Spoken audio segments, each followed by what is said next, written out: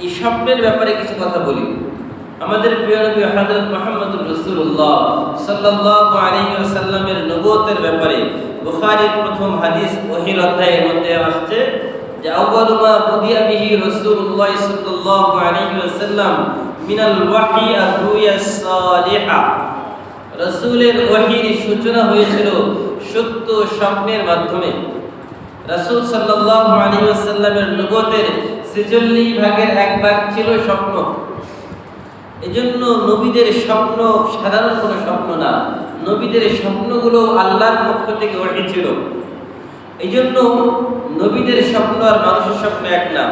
স্বপ্ন মূলত তিন প্রকার। একটা হচ্ছে মানুষ, কোরআন কারীমের সূরা ইউসুফের মধ্যে আসছে যে নবীদের মধ্যে সবথেকে ভালো স্বপ্নের ব্যাখ্যা করতে পারতেন হযরত ইউসুফ আলাইহিস সালাতু ওয়াস সালাম।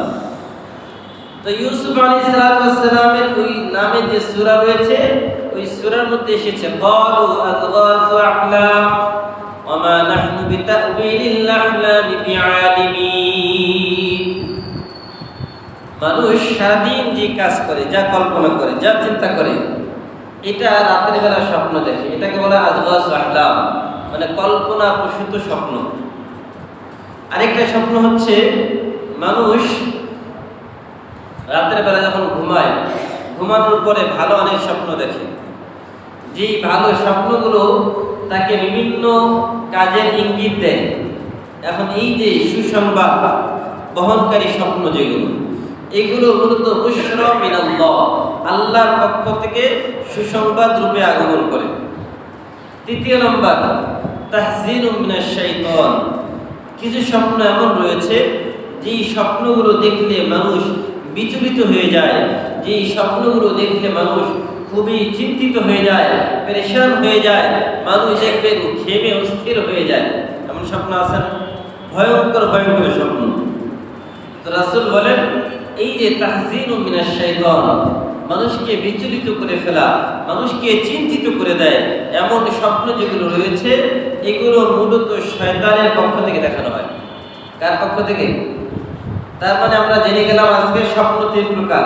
একটা হচ্ছে মানুষের কল্পনা প্রসূত স্বপ্ন, আরেকটা হচ্ছে আল্লাহর পক্ষ থেকে সুসংবাদ স্বরূপ স্বপ্ন, আরেকটা হচ্ছে শয়তানের পক্ষ থেকে মানুষকে দুশ্চিন্তায় ফেলার জন্য, মানুষকে চিন্তাগ্রস্ত করার জন্য নানান সময় নানান মারাত্মক ভয়ঙ্কর ভয়ঙ্কর স্বপ্ন দেখায়। আর এই স্বপ্নের পরে মানুষ খুব চিন্তিত হয়ে যায়। এখন কথা হচ্ছে হুজুর, এই স্বপ্ন দেখার পরে আমাদের করণীয় কি? স্বপ্ন দেখার পরে আমাদের করণীয় হচ্ছে, আমরা যদি রাতের বেলা ঘুমাই ডান পাশে, তাহলে বাম পাশে আমরা কারণ পরিবর্তন করবো, আমাদের পার্শ্বটা পরিবর্তন করব, করে আউযু বিল্লাহি মিনাশ শাইতানির রাজিম করব, পরে আমরা থু থু থু তিনবার থুতু ফেলবো।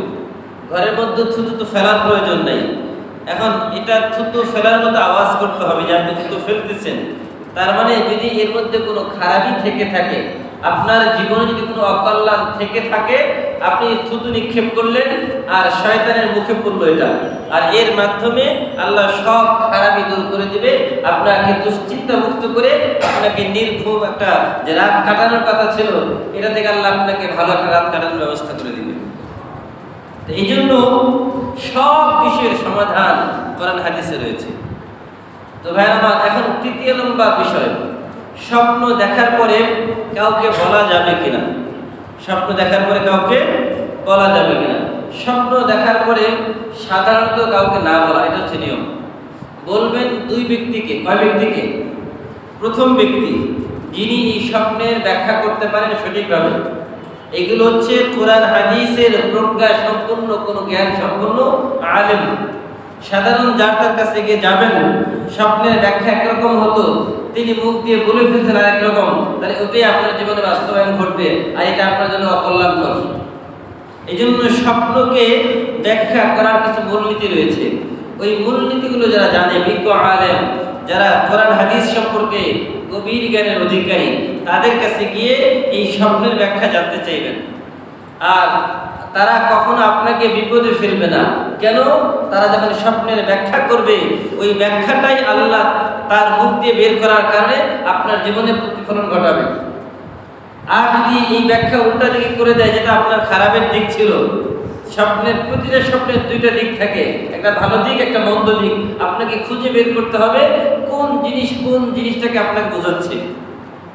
এখন যদি উনি আপনার জীবনের খারাপ দিকটা তুলে ধরে, তাহলে আপনি বিপদে পড়বেন।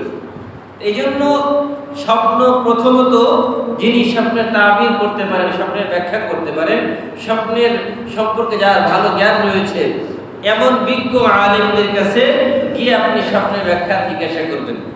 দ্বিতীয় নম্বর, যিনি আপনার সব থেকে বেশি কল্যাণকামী, যিনি সব থেকে বেশি আপনার প্রিয় মানুষ, যিনি আপনার সবসময় ভালো চায়, কখনো খারাপ চায় না, নিজের খারাপ হতে পারে কিন্তু আপনার খারাপ চায় না, এমন প্রিয় মানুষকে বলতে পারবেন যদি বলতে মন চায়। এর বাহিরে স্বপ্নের কথা যাকে তাকে না বলা। আপনি একজন মানুষের কাছে স্বপ্নের কথা বললেন, বলার পরে দেখা যায় ওই মানুষটা হুট করে একটা কথা বলে ফেললো যে এই স্বপ্নের ব্যাখ্যাতেই হবে, কিন্তু মূলত এমন হওয়ার কথা ছিল না। তখন আপনি বিপদে পড়ে গেলেন। তার মানে নিজে বুঝে শুনে নিজের বিপদ নিজে ডেকে আনলেন। এই জন্য এগুলা প্রাসঙ্গিক কথা এই জন্য বলে ফেললাম, এটা আসলে আলোচনার বিষয়বস্তু না।